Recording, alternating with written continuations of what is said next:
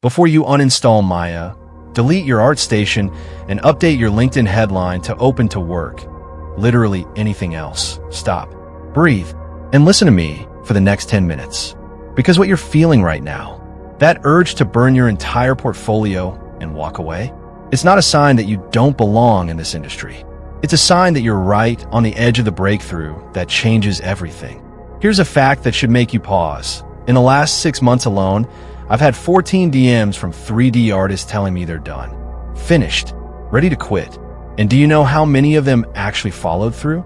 0. But not because they toughed it out, because they realized something that made quitting feel ridiculous. And by the end of this video, you're going to realize it too. I'm going to show you why the 3D industry isn't dying. It's actually starving for people like you. Why the AI panic is mostly noise. And the one specific shift that every artist I know who made it had to go through right before they took off. But first, we need to talk about why you feel like quitting in the first place.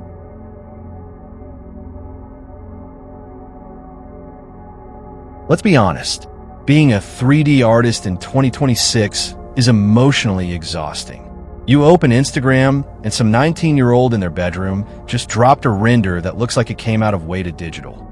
You scroll Twitter and see another, "I just got hired at Blizzard" post.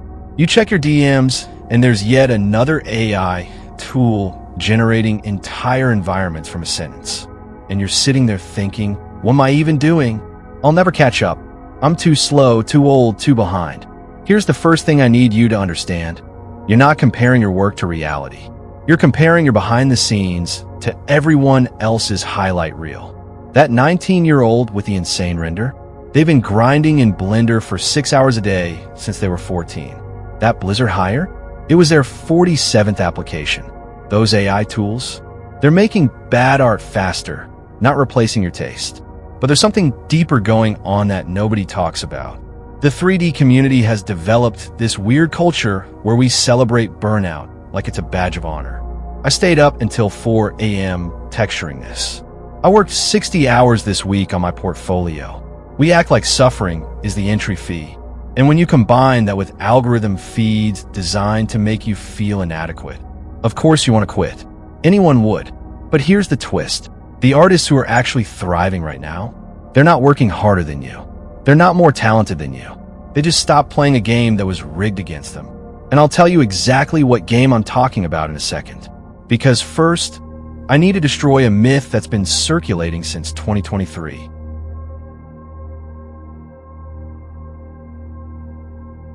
Raise your hand if you've thought, why bother learning sculpting when AI can just generate models now? Okay, put your hand down. You're not alone. I've thought it too. But here's the truth that the Twitter threads and panic videos won't tell you.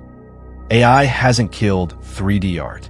It killed 3D mediocrity. Let me explain. Studios aren't replacing their senior character artists with Midjourney. They're replacing the boring, repetitive tasks that used to eat up 70% of an artist's time. Read apology, UV unwrapping, generic background props, the grunt work. What they can't replace, and what they're desperately searching for, is an artist who can look at an AI-generated mesh and say, this is wrong. The anatomy is off. The silhouette reads poorly. The material storytelling doesn't match the character's backstory. That skill, that editorial eye, it just became more valuable, not less. I talked to an art director last month at a studio you've definitely heard of. I asked him straight up, are you hiring fewer 3D artists because of AI? He laughed. He said, we're hiring more, but we can't find people who understand why something looks good. Everyone can push buttons. Nobody can push the right ones. Think about that. The problem isn't that AI took your job. The problem is that AI flooded the market with mediocre work. And now the people who can curate, direct, and elevate that work are worth their weight in gold. But here's where it gets really interesting. Remember those 14 artists who DM'd me saying they were quitting? One of them, Sarah, actually did something different. She didn't quit. She made one tiny change to her approach. Within 3 months, she had 3 interviews. Within 5, she had a full-time role at an indie studio. And 6 months later, she messaged me saying, and I quote, I almost gave up right before it happened. What was that one change? I'll tell you at the end of this video, and I promise it's not what you think. But first, we need to address the actual reason most 3D artists are struggling right now.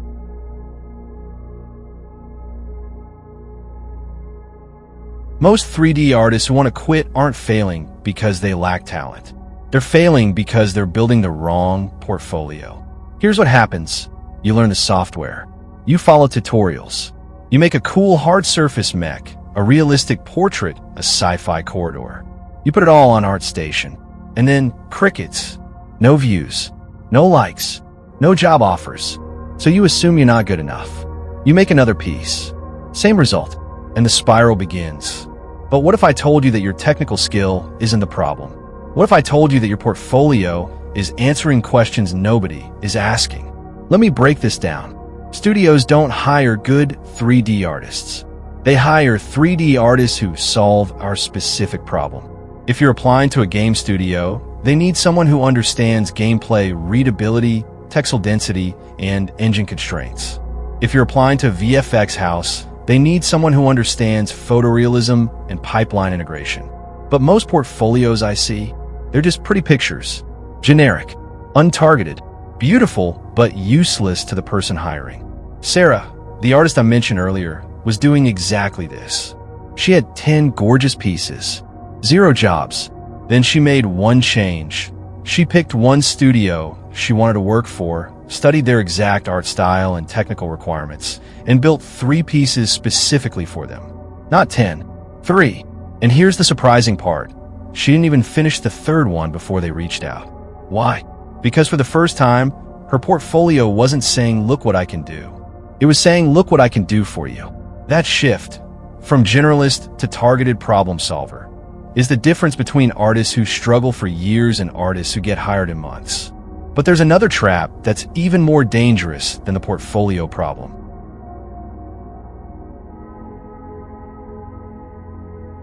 "3D art is weirdly isolating. You sit in front of a screen for hours, alone, wrestling with topology and lighting.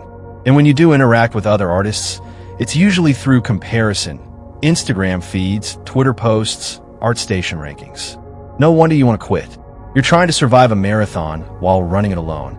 But here's the unexpected twist. The artists who are thriving aren't necessarily the most skilled. They're the most connected. Not connected in some sleazy networking way. Connected in the sense that they have people who genuinely root for them. Sarah told me the real turning point wasn't even the portfolio change. It was when she joined a small Discord server of 7 other 3D artists. They shared WIPs. They gave brutal but honest feedback. They celebrated small wins. And when one of them heard about an opening at that indie studio, they recommended Sarah before the job was even posted. That recommendation? It bypassed the hundreds of generic applications sitting in HR's inbox. The brutal truth is this. In 2026, your technical skill gets you considered, but your relationships get you hired. And yet, so many artists treat community like an afterthought.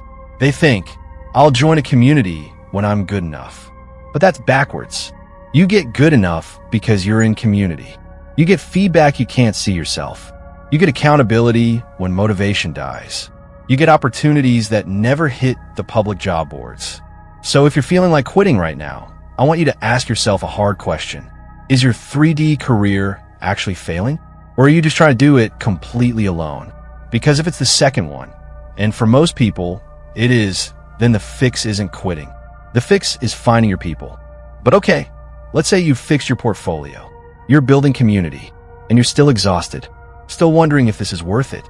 That's where we need to talk about the one thing that nobody else will tell you.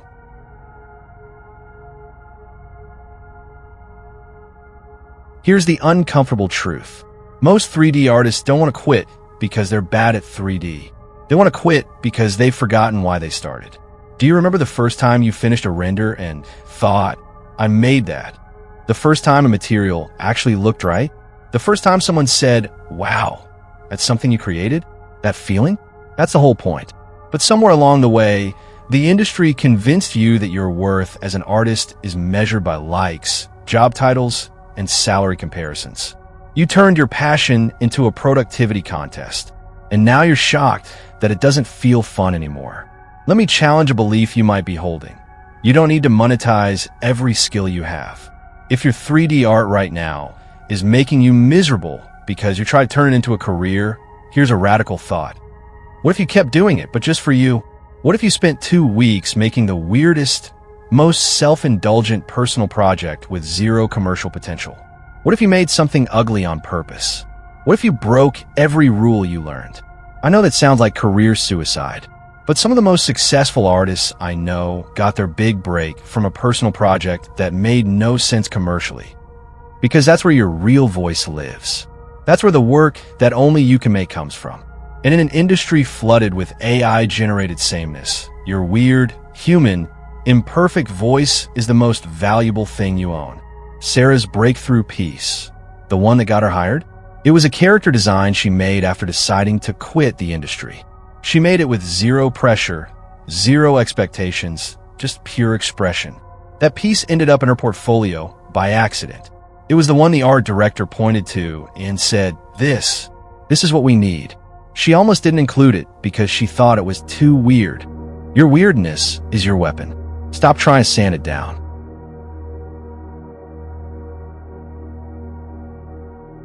All right, if you're still watching, you're not quitting. Not today. So let's make this practical. Here's your 3-step comeback plan. Write this down. Step 1. Pick one studio or style you actually want to work in. Not 5. Not anything. 1. Build 3 pieces specifically for them. Targeted. Intentional. Stop being a generalist. Step 2. Find your people. Join one community. 1. Discord, a local meetup, a Twitter group chat. Show your work when it's ugly. Ask for feedback when it's uncomfortable. Be a real human, not just a portfolio link. Step 3. Make one thing this month that is completely, selfishly, unapologetically for you. No tutorials, no trends, just whatever your brain wants to create. Trust that your voice matters more than your technical perfection. That's it. 3 steps. No more, no less. And here's what I need you to understand. The 3D industry in 2026 is not a dead end. It's a shifting landscape. The old paths are closing, yes, but new ones are opening wider than ever before. Virtual production, real-time cinematics, indie game development, AI-assisted art direction. These spaces are exploding. The artists who adapt aren't the ones who know every button in every software. They're the ones who refuse to let one hard season define their entire career. So before you close Blender for the last time, before you box up your drawing tablet, before you tell yourself you weren't cut out for this, remember Sarah. Remember that she was one portfolio pivot and one Discord server away from giving up entirely. And remember that every single artist you admire has stood exactly where you're standing right now. The doubt, the exhaustion, the what's the point moment. They didn't succeed because they never felt like quitting. They succeeded because they felt like quitting and kept going anyway. If this video resonated with you, if it pulled you back from the edge even a little bit, here's what I need you to do. Hit that subscribe button, because this channel is for the artists who are tired of the hype, tired of the panic, and ready to build real careers that last. Every week, we break down what's actually working in the 3D industry right now. Not the theory, not the clickbait, the real stuff. Drop a comment below and tell me, what's the one thing making you want to quit right now? AI? Burnout? Comparison? Job rejections? Say out loud. I read every single comment, and you'd be shocked how many other artists are feeling the exact same way. You're not alone in this. Like this video if it helped you catch your breath. It tells YouTube to put this in front of other artists who are one bad day away from walking away. Be the reason someone else doesn't quit today. And if you know someone who's been talking about leaving the industry, send them this video. Be the friend who shows up at the right moment. Your 3D career isn't over. It's just getting started. Keep sculpting. Keep rendering. Keep going. See you in the next one. Peace.